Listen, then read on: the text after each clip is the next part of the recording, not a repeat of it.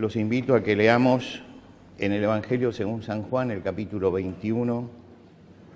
Evangelio según San Juan, el capítulo 21, del versículo 15 en adelante. Dice: cuando hubieron comido, Jesús dijo a Simón Pedro: Simón, hijo de Jonás, ¿me amas más que estos? Le respondió: sí, Señor, tú sabes que te amo. Él les dijo: apacienta mis corderos. Volví a decir la segunda vez: Simón, hijo de Jonás, ¿me amas? Pero respondió: sí, Señor, tú sabes que te amo. Le dijo: pastorea mis ovejas. Le dijo la tercera vez: Simón, hijo de Jonás, ¿me amas? Pedro se entristeció de que le dijese la tercera vez: ¿me amas? Y le respondió: Señor, tú lo sabes todo. Tú sabes que te amo. Jesús le dijo: apacienta mis ovejas. Podemos tomar asiento.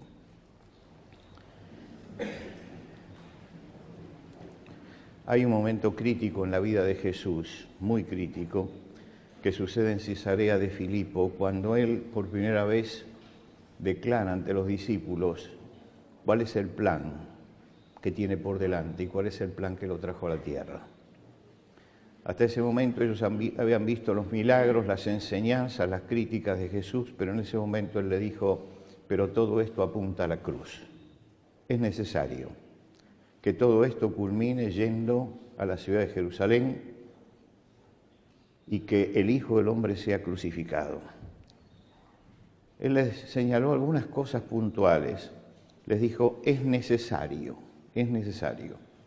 Les dijo: voy a padecer mucho, voy a ser muerto, pero voy a resucitar al tercer día. Ese momento marca el comienzo de una nueva etapa en la vida de Jesús, pero también en una nueva etapa en la vida de Pedro, porque Pedro lo llama a Jesús aparte y le dice: no, eso no tiene que pasar. Y es en ese momento cuando el camino de Pedro y el de Jesús se bifurca. El Señor toma un camino y Pedro toma otro. Y uno no se desvía cuando se aleja físicamente. Uno se desvía cuando espiritualmente los caminos se bifurcan. El pensamiento de Jesús iba por un lado y el pensamiento de Pedro iba por el otro lado. Y en la última cena, cuando Jesús habla de la negación, Pedro es el que dice: aunque todos te nieguen, yo no. ¿Por qué? Porque ella tiene otro camino totalmente distinto. Y cuando el Señor dice, el Señor había dicho: alguien me va a negar y todos van a ser escandalizados, Pedro se mantuvo firme en ir en el camino contrario al de Jesús. Se puso por encima de sus compañeros. Esa es la soberbia, cuando me pongo por encima de los demás. Él dijo: aunque todos se escandalicen, yo no, porque yo soy mejor. Yo soy mejor. Se puso por encima de las palabras de Jesús. Él dijo: todos serán escandalizados, yo no, yo no. Y se puso por encima de lo que decían los profetas. El profeta, y Jesús les mencionó la profecía: heriré al pastor y las ovejas serán dispersadas. Cuando el Señor escuchó esto y vio la rebelión tremenda de Pedro, le dijo: mira, antes que el gallo cante me vas a negar 3 veces. Y por supuesto que Pedro siguió en su postura y dice: aunque me sea necesario morir contigo, no te negaré. Pedro transita el camino de la soberbia, y cuando viene la soberbia, viene también la deshonra. Lo dice el sabio Salomón. En Getsemaní Jesús ora y le pide que oren con él. Pedro se duerme. No es tiempo de oración para él. Y cuando llegan para prenderlo, Pedro saca una espada, porque tiene que defender a Jesús. Y Jesús le da una tajante respuesta: mete tu espada en la vaina, la copa que el Padre me ha dado no la tengo que beber. Luego la cruz, la frustración, el dolor, el miedo del que hablamos el domingo pasado, la agonía, y al tercer día resucitó. Y resulta que ese día, cuando se presenta delante de los discípulos, Pedro está derrumbado, porque él es el hombre que fracasó. Es el hombre que fracasó. Jesús los convoca a todos a Galilea y le dice, vamos a encontrarnos allá en Galilea. Y 7 días después, están allí en Galilea. Es el pasaje que nosotros hemos leído. Se encuentran allí en Galilea. El mar de Galilea es muy importante para los discípulos, es el escenario donde ellos movieron su vida espiritual.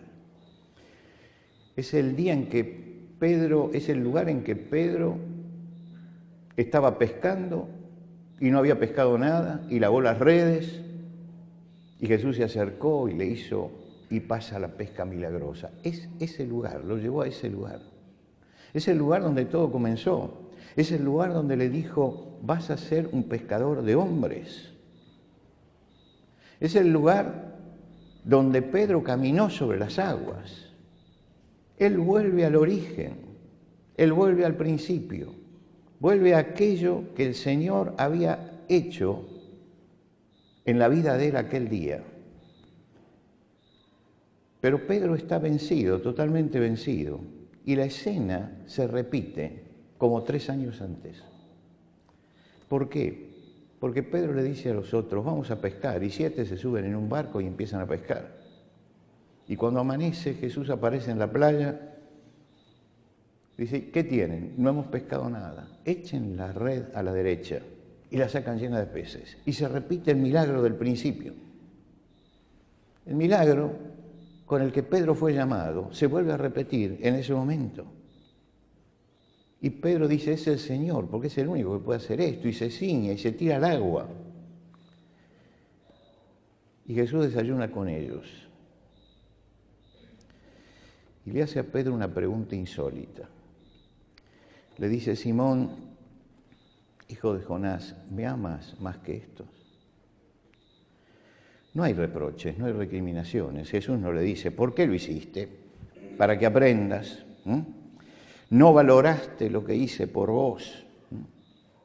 ¿De qué sirvieron todas las enseñanzas que te di, todo lo que viste? No puedo confiar más en vos. No dijo nada de esto Jesús. No le da un sermón sobre el arrepentimiento Jesús, de ninguna manera. La pregunta realmente tendría que haber sido al revés. Es Pedro el que tenía que haber preguntado, Señor, a pesar de todo, ¿me amas? Y sin embargo es Jesús el que pregunta. Porque el amor de Jesús está fuera de toda discusión. Hay algo del Señor que está fuera de toda discusión, y es que el amor del Señor es un amor permanente que nos sigue todos los días de nuestra vida. A pesar de todo, el Señor lo sigue amando, por lo tanto, Él no va a reclamar. Y no le va a decir a Pedro, no te quiero más, porque no es así. Él le pregunta si Él lo sigue queriendo, si Él lo ama. Cuando Jesús hace esta pregunta, le está diciendo, Pedro, aunque no me ames, yo te amo. No necesito que me ames para amarte.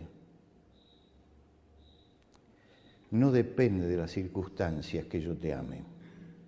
Podés negar, podés no creer como Tomás o podés venderme como Judas, pero yo te voy a seguir amando. Nada puede apagar el amor de Dios. El amor de Dios para los suyos nunca está en duda. Pedro no entiende esto, pero todos nosotros tenemos que entenderlo. Que no importa la situación espiritual en que nosotros estemos esta mañana, el amor de Dios sigue intacto para contigo y para conmigo. No importa cuánto hayas fracasado en la vida, no importa cuántas veces hayas claudicado, el amor del Señor nunca claudica, Él sigue amando a los suyos. Cuando el pueblo de Israel, que era rebelde, levantaba otros dioses y maldecía a su Dios, Dios manda al profeta Jeremías para que lo sacuda, pero en medio de todo eso, el Señor le dice: yo te he amado con amor eterno y por eso te sigo tratando con misericordia.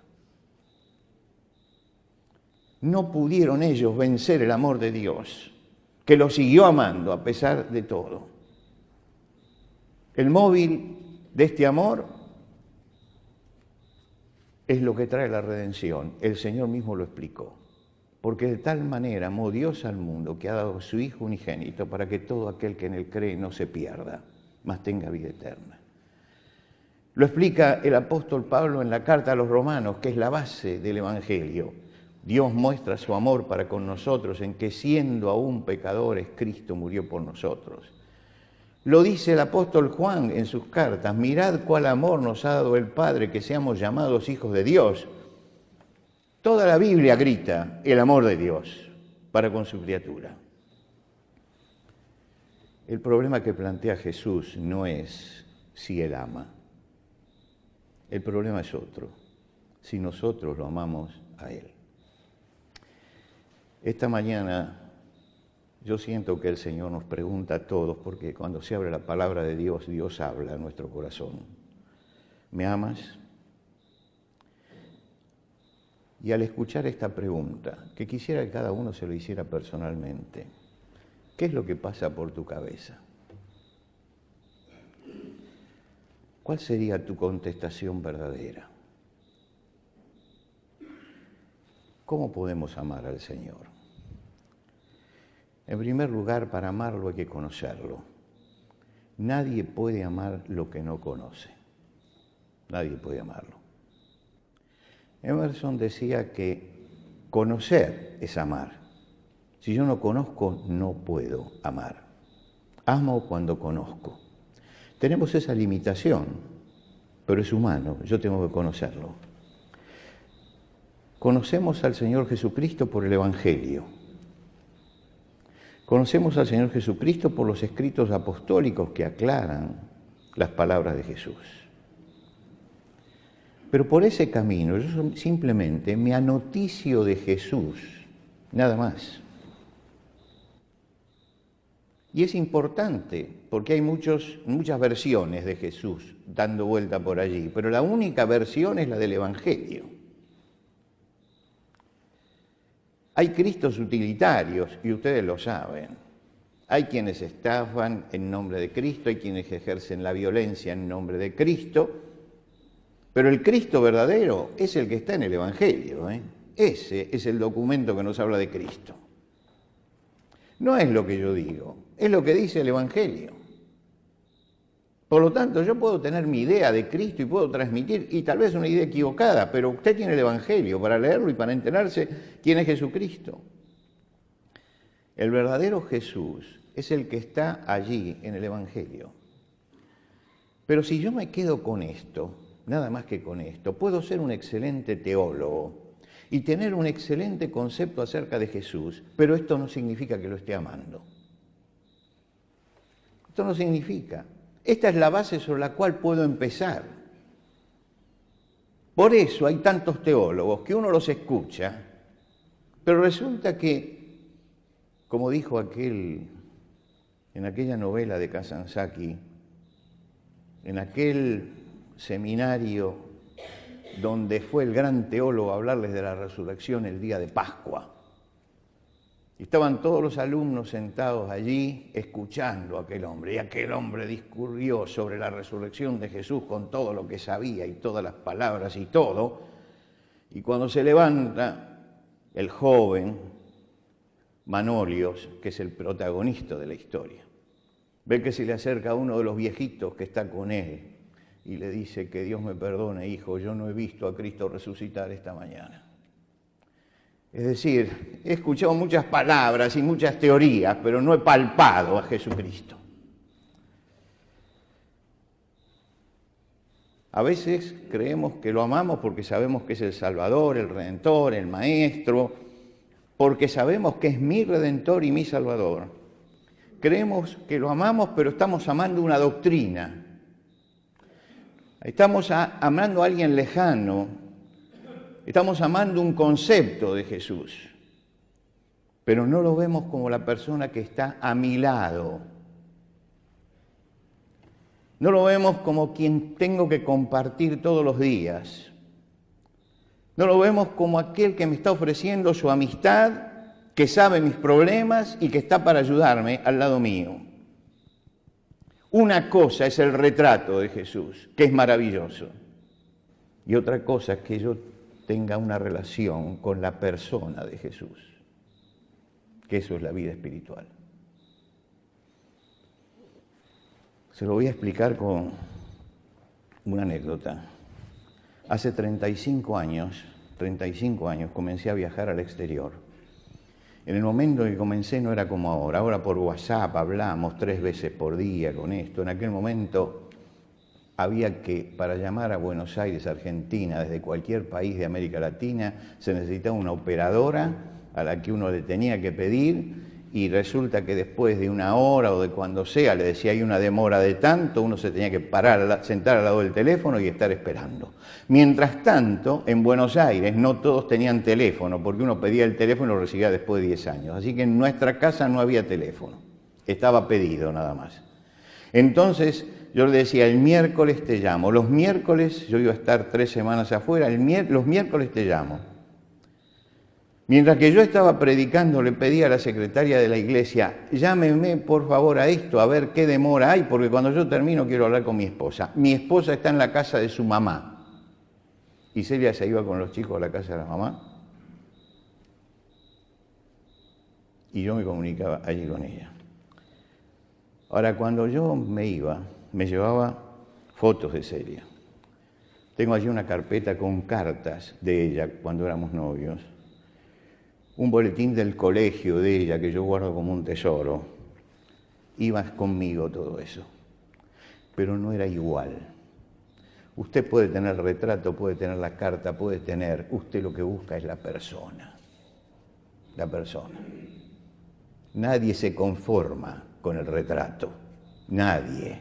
Necesitamos a la persona. En el Cantar de los Cantares, que habla del amor matrimonial justamente, la esposa busca al esposo. Y dice, busqué al que ama mi alma, lo busqué y no lo hallé. Y sale a buscarlo y dice, lo busqué, me levantaré ahora y rodearé la ciudad por las calles y por las plazas para buscar al que ama mi alma. Y pregunta a los guardias de la ciudad, ¿habéis visto al que ama mi alma? Y cuando lo encuentra dice, encontré al que ama mi alma, lo así y no lo dejo. Ahora, tenía el retrato, tenía las cartas, tenía todo, pero lo que uno tiene que buscar es a la persona. Jesucristo no es la doctrina simplemente, es una persona que tiene que acompañarnos en el camino de la vida. No nos contentemos con la idealización de quien ama o la historia de aquel que nos ama o el retrato. Lo que tenemos que establecer es una relación personal. Después de unos cuantos años me decidí a viajar siempre con Celia. Ya había hecho muchos kilómetros solo. Entonces, cuando me piden, digo, mire, yo tengo que ir con mi esposa. Después de los 60 años yo no viajo solo. ¿Por qué? Porque me puede pasar cualquier cosa y necesito que alguien esté allí al lado mío. Y pasó algo notable. En varios lados me dijeron, usted es distinto cuando viene con su esposa. Es distinto. Y claro que uno es distinto. ¿Por qué? Porque la persona que ama está allí con uno. Y eso es lo que sostiene. La vida nuestra es distinta cuando Jesús pasa de la teoría y de la doctrina a la relación personal. Cuando la presencia de Jesús es real en nuestra vida cambia. Nadie que estuvo con Jesús siguió siendo el mismo. nadie. Era la presencia esa con Jesús la que transformaba. Pedro es confrontado con la gran pregunta: ¿Pedro, me amas? Es decir, ¿qué soy yo? ¿Una teoría, una doctrina o una persona que quiere estar contigo? La primera vez Jesús le pregunta a Pedro: ¿me amas más que estos? Y seguramente él rememoró y dijo: ¿y cómo le explico? Dijo: sí, Señor, tú sabes que te amo. La segunda vez Jesús no hace la comparación. En la primera hizo una comparación: ¿me amas más que estos? Ahora en la segunda no. Le dice: no comparemos.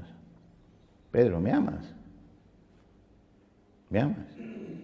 No quiero compararlo, porque lógicamente en la comparación perdés. Se fueron, es verdad, pero ninguno me negó. Pero explícitamente me negaste 3 veces. Pero ahora no te compares. Segunda vez: Simón, hijo de Jonás, ¿me amas? Indaga sobre el amor personal. La respuesta vuelve a ser escueta de Pedro, bien corta, ¿eh? Sí, Señor, tú sabes que te amo. Pero hay una diferencia. Hay una diferencia.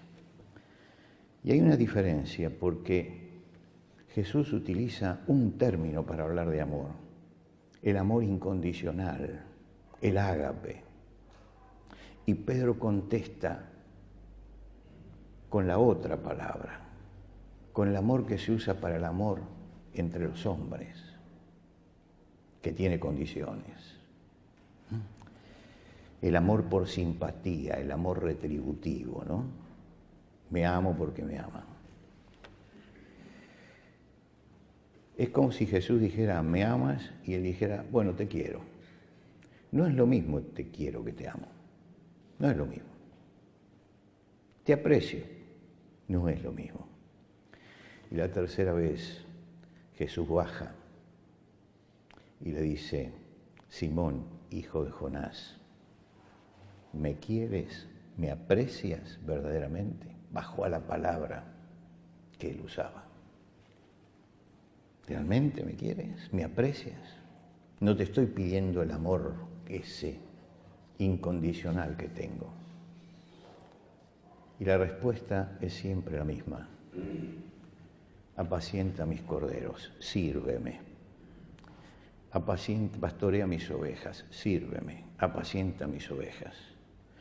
Jesús tenía una tarea para él, Dios tiene una tarea para cada uno de nosotros, no es para todos la misma, pero tiene una tarea siempre.